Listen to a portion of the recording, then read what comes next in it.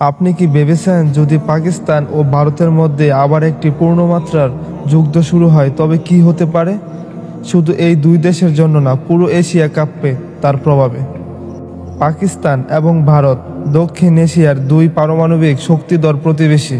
ইতিহাস জুড়ে তাদের মধ্যে 3টি বড় যুদ্ধ হয়েছে, কিন্তু এখন যদি আবার যুদ্ধ বাঁধে তাহলে কি হতে পারে?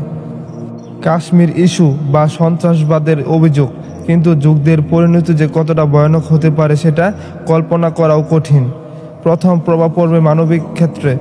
হাজার হাজার মানুষ নিহত হবে, লক্ষ লক্ষ মানুষের বাড়িঘর উড়িয়ে দেওয়া হবে।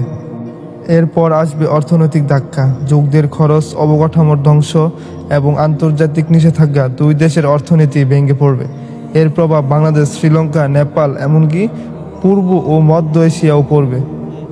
সবচেয়ে বড় ভয় পারমাণবিক অস্ত্র। এই দুই দেশের হাতেই রয়েছে সেই সর্বনাশা শক্তি।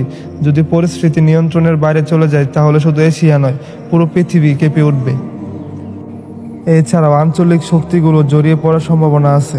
চীন, রাশিয়া, আমেরিকা সবাই নিজ নিজ স্বার্থ রক্ষায় স্বয়ংক্রিয় হবে। এতে যুদ্ধে আরও জটিল ও বিপজ্জনক রূপ নেবে। আপনার মতামত কি? আপনি কি মনে করেন? যুদ্ধের বদলে শান্তির পথে সমাধান খোঁজা উচিত? কমেন্টে জানান।